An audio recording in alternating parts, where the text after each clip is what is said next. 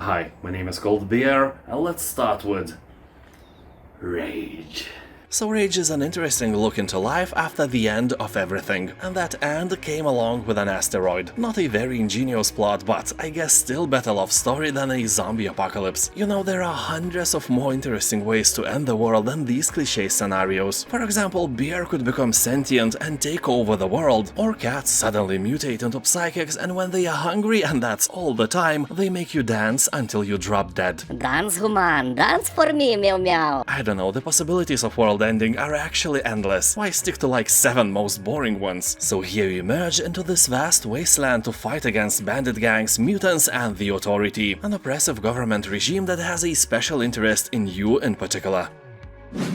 SpellForce, Conquest of Eo. The title itself is a spin-off from the famous RTS RPG SpellForce games, and this time it's a turn-based strategy RPG with 4X elements similar to Heroes of Might and Magic. You know, when you have a rich lore, you can start experimenting what we will get next. SpellForce racing game, first-person shooter? You know, I would play these. Also yes, in Conquest of Eo you will have your town, or as they call it here, a tower, where you can research various skills and abilities and other goodies. You have a huge map to explore and turn-based battles with various monsters. The hero's formula is here and it's working very nicely. You will have to choose 1 out of 3 unique classes, or you can create your own custom mage and send armies on countless quests. Or, you know, conquests, pun intended. All 3 classes plays differently. For example, if you choose Artificer as your leader, you may create powerful artifacts that make your army stronger, but if you play as Necromancer, then you instead of various glyphs can raise an army of undead warriors and conquer the land with swarms of low-cost units. That makes your army weaker, but you can breed it quicker. That really changes the gameplay and your tactics in general. Also here you'll research various spells that you can use on the surface map. For example, you can corrode the armor of your adversary before you attack, or do less damaging acts like revealing places with the best potato salad. Gold.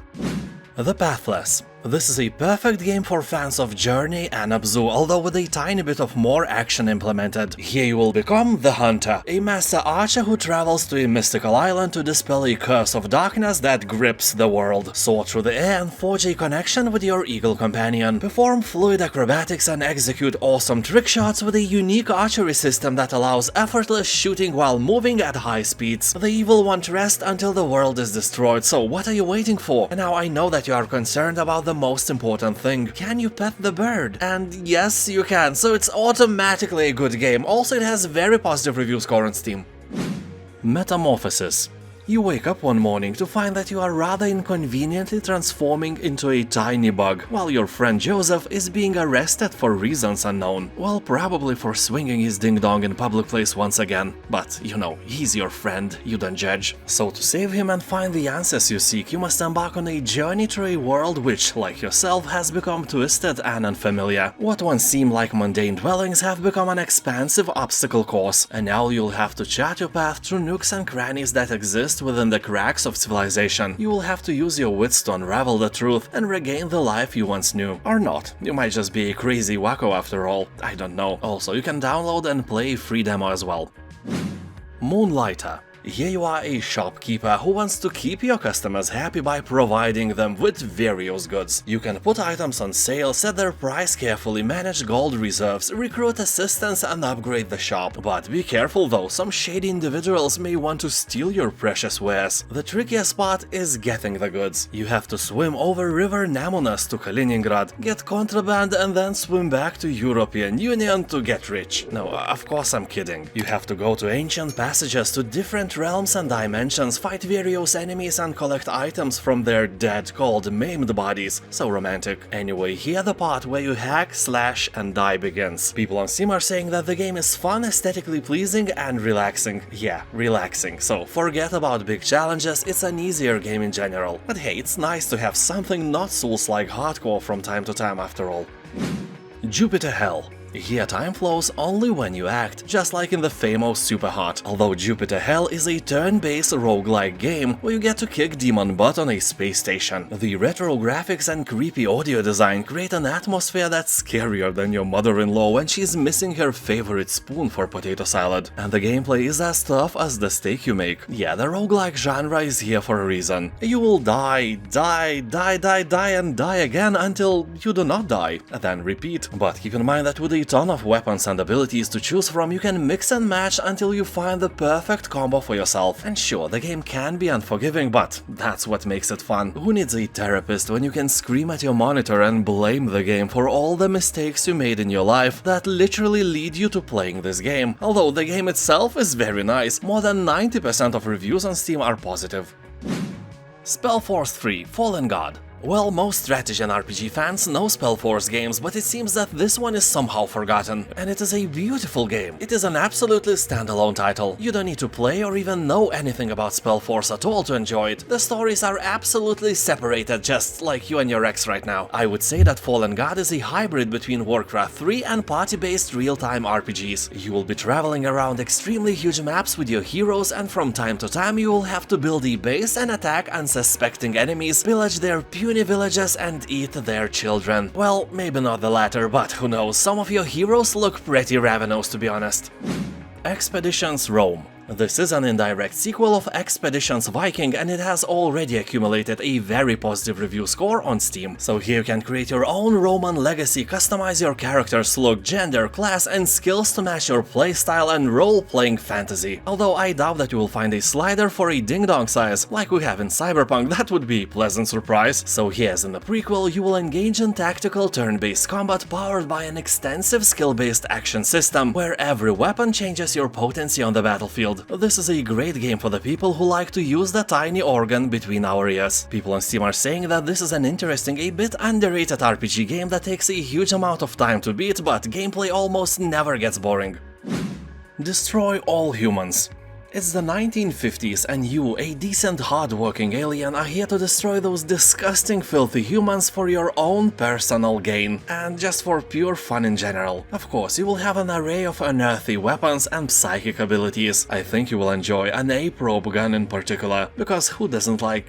never mind. In this game you can also control a flying saucer. Nice! In general, this game is well written and fun and doesn't take itself too seriously. Also, there's an update on the graphics, so it's much prettier now. The only sad thing about this game that it takes only about 8 hours to beat. Second part of the game is also available, although it is a bit less loved by the fans.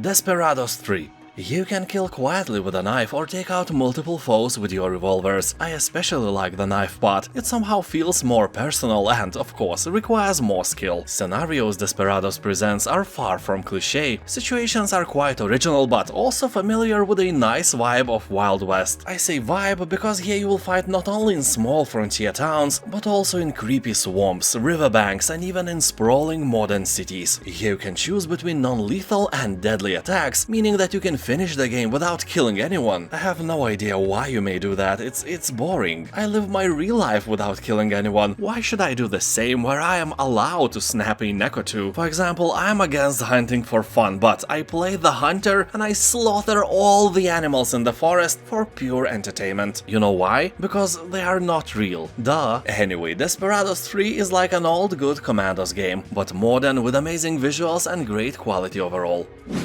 What Remains of Edith Finch. Overwhelmingly positive review score should grab your attention. 17-year-old Edith Finch is the last surviving member of the eccentric Finch family. All of her closest relatives and family have died violently at a young age, leading to rumors about a family curse. Now she's on her way to her Finch mansion, a bizarre ramshackle building hidden deep within the forest of the state of Washington. Once there, she intends to research her family's history and learn the truth behind the alleged curse. While this can sound like a horror game, it's actually just a tale about one family that is more interesting than your family or mine. People are saying that this is more than just a game, it is a unique form of art.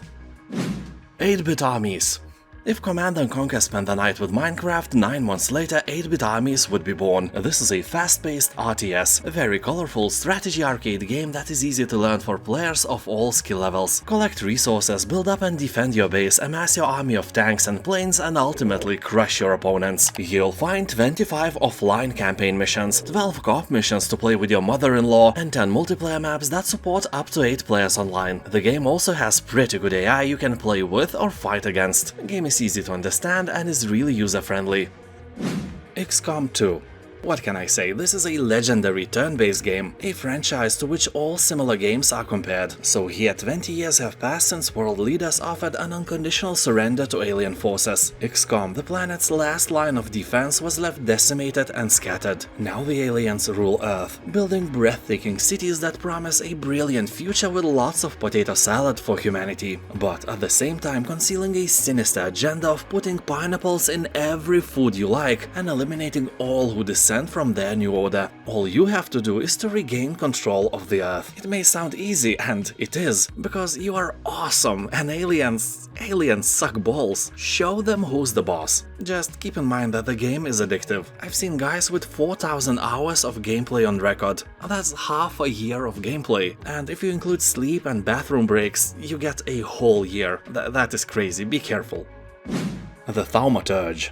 This is an isometric, story-rich, turn-based combat RPG. The year is 1905. The city of Warsaw lives under the rule of imperial hands. Its inhabitants constitute a diverse group of different ancestries, views and beliefs with often conflicting interests: soldiers, merchants, simple townspeople and more. Despite the circumstances, the city is a buzzing metropolis where you can attend a breathtaking party with the high society and later get robbed in one of the dark alleys. Well, sounds like any city today, but there is a catch. You are some kind of a warlock, a Thaumaturge as they are called here, because you inherited the power to tame magical entities. You will utilize their mystical abilities to discover secrets hidden within the human soul and speak to the darkness itself. People are saying that the game has a great story, has complex but easy to learn combat, and is set in a relatively open world. The only flaw here, in my eyes, is that the game is set in Poland and not in cold Bieristan, but no one is perfect.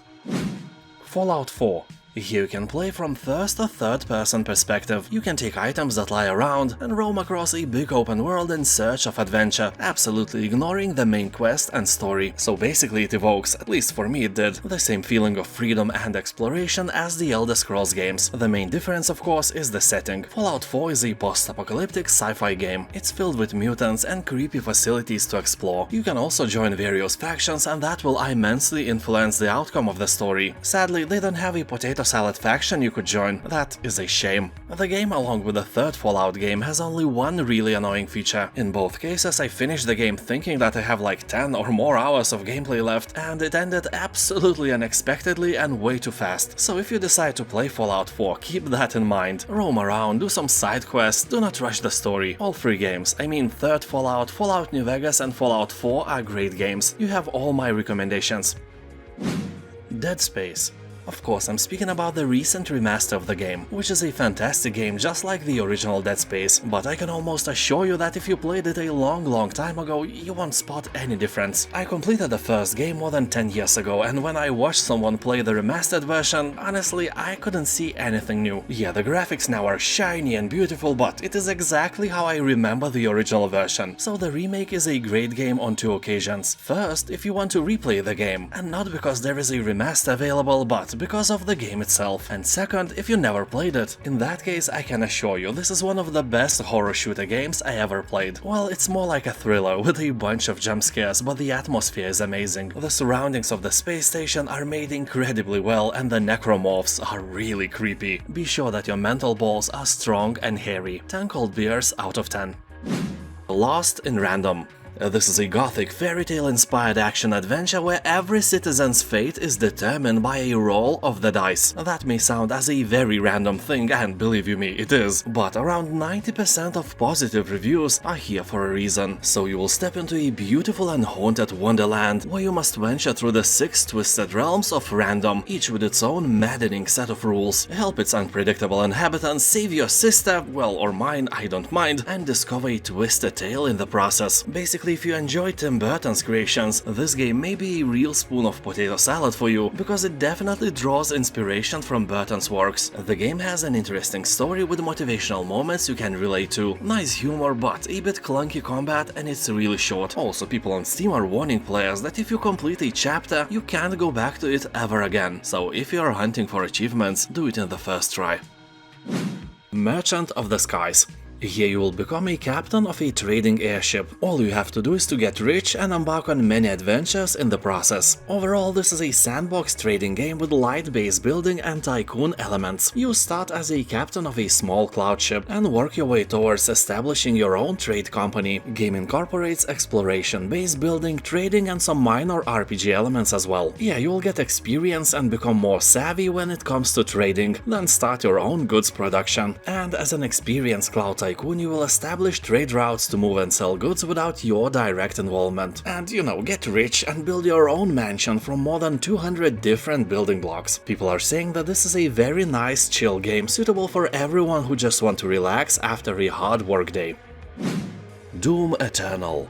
Definitely, this is one of the most entertaining first-person shooter games ever. Here, Hell's army has invaded Earth, and you must show those puny demons the way home. And by the way home, I mean you have to splash their intestines all over the place, walk in their blood, and be as awesome as humanly possible. There are only a few games with such entertaining combat as Doom Eternal, but it also has a big flaw almost everybody hates. That is platforming. Yeah, here you occasionally have to jump over rivers of lava, climb walls, and make precision leaps over and over again. That stuff is completely not cool when you play in the first person. I don't know why John Romero decided to ditch the Doom franchise and instead went and made Empire of Sin with only 49% of positive reviews on Steam, but I can feel with my butt that if he was in charge, the platforming part of Doom Eternal would be gone. Anyway, I do recommend the game. The price is fantastic. And I'll thank you for watching, have a nice day, and I'll see you next time.